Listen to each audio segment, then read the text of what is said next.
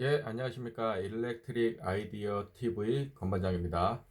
오늘은 소통의 시간 64번째로, 제가 이제 주제를 자격증 공부는 왜 해야 하는가에 대해서 좀 여러분들과 좀 이야기를 나눠볼까 합니다.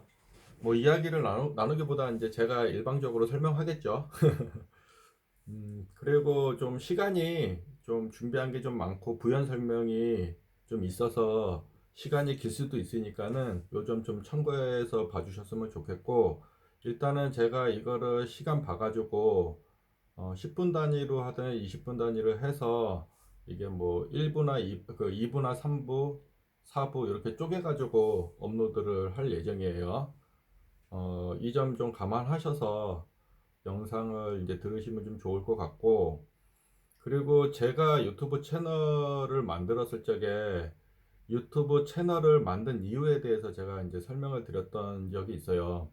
이 유튜브 채널은 초보 엔지니어를 위해서 제가 이제 만들었다고 했기 때문에 제가 결론을 빨리빨리 얘기해 주는 게 아니라 부연 설명을 계속 해주면서 여러분들께 좀 이해를 좀 도우면서 가는 채널입니다. 그래서 이 점 좀 감안하셔서 들으시면 좀 좋을 것 같아요. 계속 이렇게 이게 좀 경력 되시는 분들이 막 들어와서 이것저것 막 얘기를 하시는데 그런 것들은 제 채널과 좀 맞진 않고, 경력이 없어서 참고적으로 여기 들어와서 보겠다는 것까지는 제가 이제 막을 수는 없잖아요.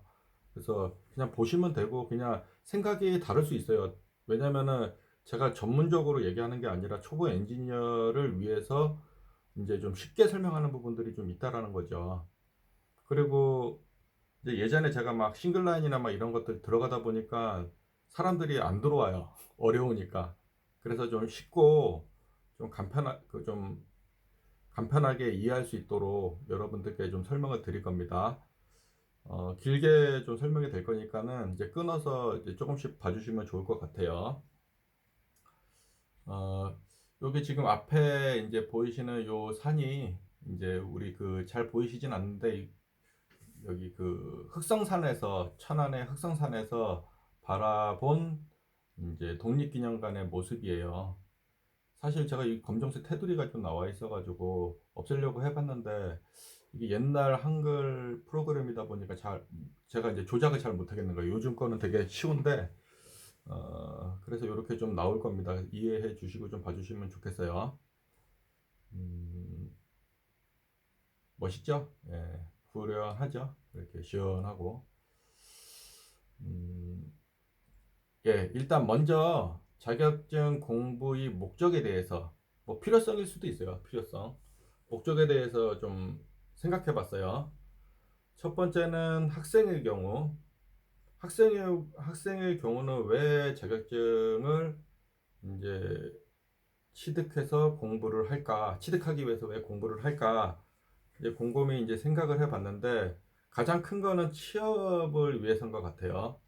그 다음에 두 번째는 이제 공무원이나 이제 공기업 뭐 이런 데 이제 준비하시는 분들이, 군무원들 준비하시는 분들이 이제 가점을 받기 위해서 하는 경우도 있습니다. 이제 자격증이 있으면 이제 가점을 이제 받잖아요. 뭐 이런 것들이 좀 있어요. 그리고 이제 그 두 번째는 이제 직장인의 경우는 제가 맨 위에 사실 올려놨어요. 자기 개발. 모르겠어요. 저는 이제 자기 개발을 위해서 지금까지 이제 공부를 좀 해온 부분이 있는데, 이제 여러분들은 어떻게 생각하시는지 모르겠어요. 그 다음에 두 번째는 퇴직 시 노후 준비죠, 준비. 노후 준비를 위해서 하는 경우도 있고, 사실 이제 그, 우리가 이제 취업을 하게 되면은 신입사원들 이제 이제 그 4년제 대학생이나 2년제 대학생이 이제 취업을 하게 되면은 사실 이제 대기업의 어떤 부서의 한 조직의 일원으로 이제 들어간다는 거죠. 이제 조직의 일원으로 들어가다 보면은 이제 예전에 내가 이제 꿈을 품고 온 회사의 모습과 실제 현업에서 생활하는 모습은 너무 이제 다르고, 어쩔 때는 이제 괴리감까지 이제 생긴다는 거죠. 그러다 보니까 이제 회사를 계속 다녀야 될지 말아야 될지 이제 고민을 하게 되는 거예요, 사람들이. 근데 저는 이제 그렇게 생각을 합니다. 뭐 그렇게 뜻이 있어서 들어왔는데 그 뜻을 이제 그 조직의 분위기가 안 좋다고 해서 정말 뭐 힘들게 이제 일을 시키거나 정말 사람과 관계가 좋지 않아서 못 버티는 경우가 있다고 하면은 굳이 끝까지 다닐 필요는 없어요. 하지만 어떤 회사도 이제 그런 분위기에 놓여 있는 회사들이 우리 국내는 좀 많다라는 거죠. 그래서 옮겨봤자 똑같고 이제 그런 분위기에 이제 젖어서 생활하다 보면은 이제 불안한 조직 생활에 이제 미래를 준비하는 생각을 좀 하게 돼요. 저도 이제 그래서 계속 꾸준히 이제 공부하는 부분도 좀 있긴 해요. 자기 개발이 가장 크긴 한데 이제 뭐 일석이조잖아요. 자기 개발도 되고 불안한 미래도 준비할 수 있고 이거 보험이라고 생각하고 공부하면 좋은 거잖아요. 그죠? 그렇고 그다음에 이제 여기 회사의 필요에 의해서 회사에 이제 자격증이 없이 취업을 했어요. 근데 회사에서 갑자기 법이 바뀌어갖고 자격증이 필요하게 생기는 자격증이 필요하게 되는 경우가 생긴다는 거죠. 아니면 그냥 면허를 또 다시 회사가 이제 좀 규모가 커지면서 면허를 이제 받아야 되는 경우들이 있어요. 그러기 위해서 이제 직원들의 이제 자격증 현황을 조사하고 없는 경우는 사람을 뽑기보다는 기존에 자격증이 없는 친구들한테 이제 학습을 독려해서 자격증을 취득하게 하는 거죠. 그렇게 해서 이제 회사의 필요에 의해서 이제 따는 경우도 있다라는 거죠. 이제 두 번째. 그러면 자격증 공부를 왜 하는가? 꼭 해야 하는가? 이제 이게 제가 네 번째인가도 다시 똑같이 물어봅니다. 그때 이제 제가 이제 결론을 좀 다르게 이제 놔둔 게 있는데 자격증 공부를 왜 하는지 이제 여러분들이 한번 생각을 해봐야 돼요. 제가 이제 그 자격증 공부를 해야 되는 이유를 이제 여기 지금 두 가지, 세 가지, 네 가지로 이제 설명을 드릴 거예요.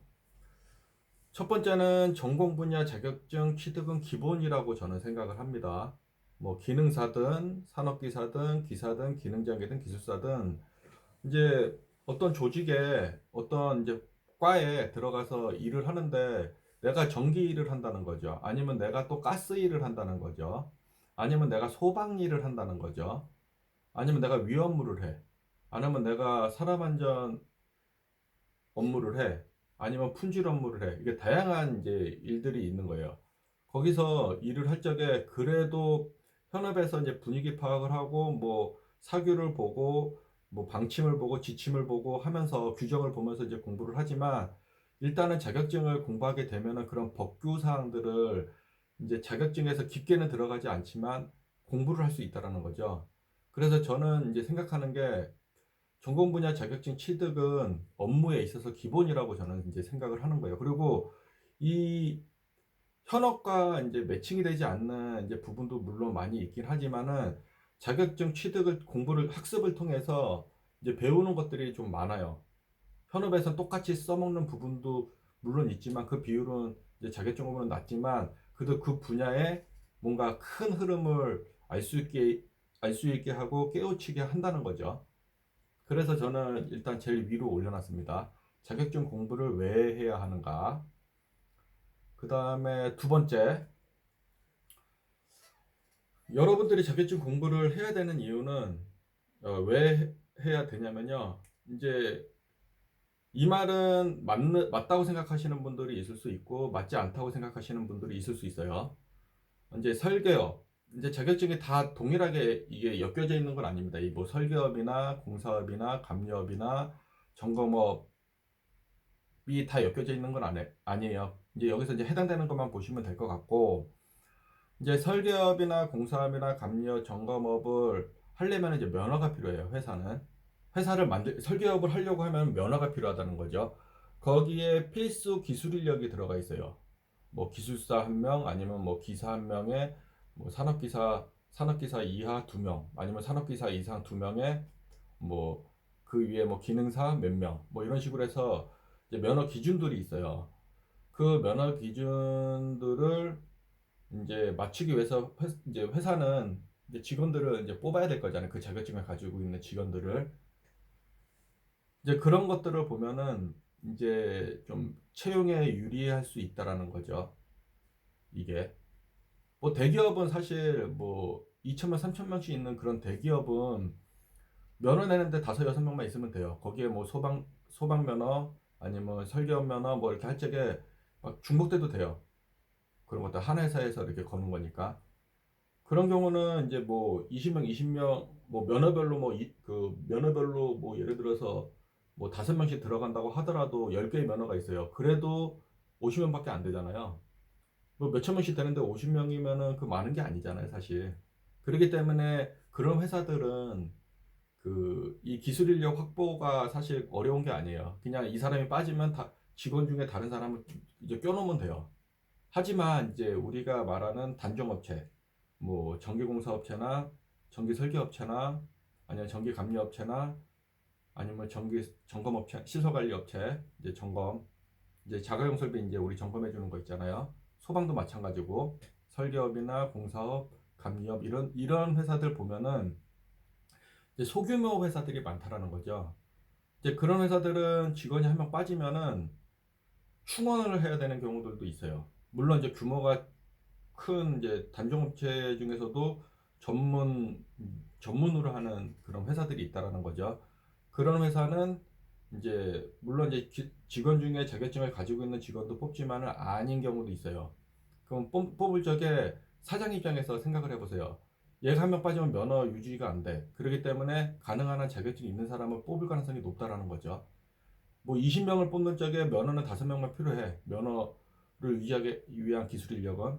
그러면 20명 중에 15명은 자격증이 없어도 되는 거죠. 근데 그렇게 저스트하게 운영하는 건 아니고 보통 10명 정도는 그 5명 정도는 더 플러스해서 5명 면허 중에 5명을 더 플러스해서 자격증 가지고 있는 사람을 이왕이면 뽑는 게 좋다라는 거죠. 그러면 한 사람이 결혼이 되면 다른 사람을 교체하면 되니까. 그래서 저는 이제 좀 공부를 해야 되는 이유는 이런 면허 기준을 이제 달성하기 위해서 이제 회사는 그 자격증을 가지고 있는 사람을 필요로 한다. 그래서 즉 채용에 유리하다 하고 이제 여러분들께 좀 말씀을 드리고 싶고요. 그 다음에 세 번째, 네 번째는 다음 시간에 제가 올려드리겠습니다. 감사합니다.